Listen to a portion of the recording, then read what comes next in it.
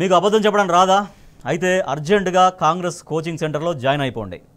ఎందుకంటే అబద్ధాలు చెప్పడంలో కాంగ్రెస్ నాయకులు పీహెచ్డీలు చేశారు. వాళ్ళు చెప్పే అబద్ధాలకు డాక్టరేట్లు ఇచ్చినా సరిపోవు. నాలికను ఎటు పడితే అటు మడత పెట్టడం వాళ్లకు తెలిసినంతగా ఇంకెవరికి తెలియదు. ఎన్నికలకు ముందు 6 సూర్యుళ్ళు 7 చందమామలు తెచ్చిపెడతామని గొప్పలు చెప్పిన కాంగ్రెస్ నాయకులు తీరా అధికారంలోకి వచ్చాక ప్లేటు పిరాయించారు.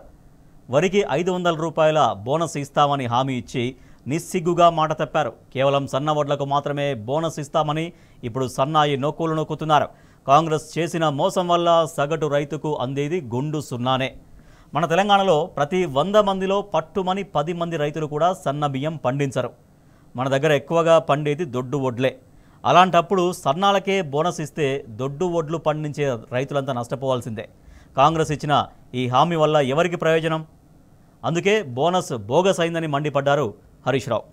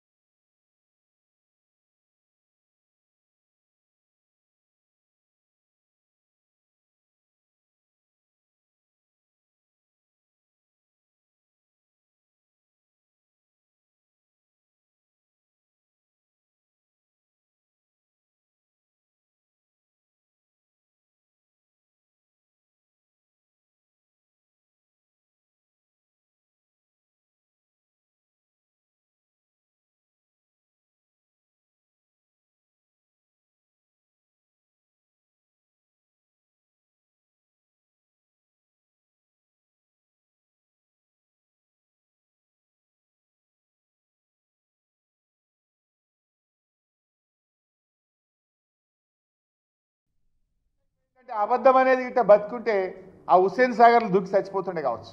ఈ రేవంత్ రెడ్డి ఉండగా ఇక నేను బతికి వేస్ట్ అనే అబద్ధం అనేది హుస్సేన్ సాగర్లు దుక్కి చచ్చిపోతుండే. గన్ని అబద్ధాలు మాట్లాడుతున్నావు, పచ్చి అబద్ధాలు ఒక ముఖ్యమంత్రిగా ఉండి మాట్లాడుతున్నావు. వడ్లకు బోనస్ అన్నావు, నీ యొక్క ఎలక్షన్ మేనిఫెస్టోలో దొడ్డు వడ్లకు బోనస్ అని చెప్పి ఇవాళ సన్నాలకు మాత్రమే బోనస్ అని సన్నాయి నొక్కులు నొక్కలేవా? నీ మేనిఫెస్టోలో అన్ని పంటలకు బోనస్ అన్నావు, మక్కల కన్నావు, కందుల కన్నావు, శనగల కన్నావు, పెసర్ల కన్నావు. ఏమైంది బోనస్? అన్ని పంటలకు బోనస్ ఇవ్వకుండా బోనస్ను బోగస్ చేసి రైతులను మోసం చేసిన సన్నాసి ఎవడు అని నేను అడుగుతా ఉన్నా. తెలంగాణలో 90% మంది రైతులు దొడ్డు వడ్లే పండిస్తారు. రాష్ట్రంలో 1,30,00,000 మెట్రిక్ టన్నుల వరి ధాన్యం పండితే అందులో 90 లక్షల మెట్రిక్ టన్నులు దొడ్డు వడ్లే. ఎండాకాలంలో నూక ఎక్కువ అవుతుందని రైతులు సన్న వడ్లు పండించరు. అధిక శాతం దొడ్డు వడ్లు పండించి బాయిల్డ్ రైస్ మిల్లర్లకు విక్రయిస్తారు. వర్షాకాలం మాత్రమే సన్న రకం వరి వేస్తారు. అలా 190% మంది రైతులు పండించేది దొడ్డు వడ్లే. ఇక సన్న రకాలు పండించే 10% మంది రైతుల్లో కూడా ఎక్కువ మంది తమ ఇంటి అవసరాలకు మాత్రమే వాటిని పండించుకుంటారు. మరికొంతమంది రైతులు సన్న వడ్లను వాళ్లే మిల్లింగ్ చేయించి అమ్ముకుంటారు. ఇంకా ఏమైనా మిగిలి ఉంటే వాటిని మిల్లర్లు కొనుగోలు చేస్తారు. సన్న బియ్యానికి ఉండే డిమాండ్ రీత్యా రైస్ మిల్లర్లే స్వయంగా కల్లాలకు వెళ్ళి మార్కెట్ ధర కన్నా క్వింటాకు 500-600 ఎక్కువ ఇచ్చి కొనుగోలు చేస్తారు. ప్రస్తుతం మార్కెట్లో దొడ్డు రకం వడ్లు క్వింటా ధర 2,100 రూపాయలు ఉంటే సన్న వడ్లు క్వింటాకు 2,700 రూపాయల వరకు ఉంది.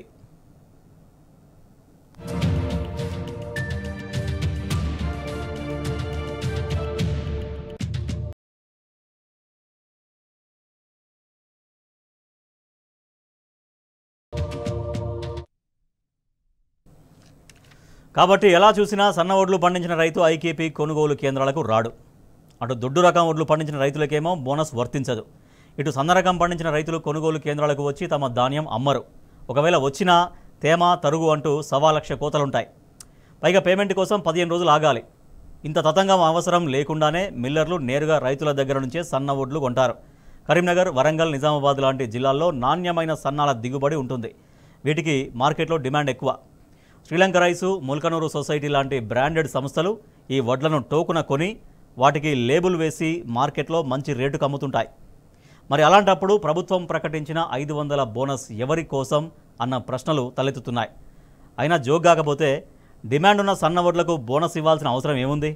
సన్న వడ్లు ఎలాగో అమ్ముడుపోతాయి కాబట్టి బోనస్ ఇస్తే దొడ్డొడ్లకి ఇవ్వాలి. కానీ ఇవ్వరు.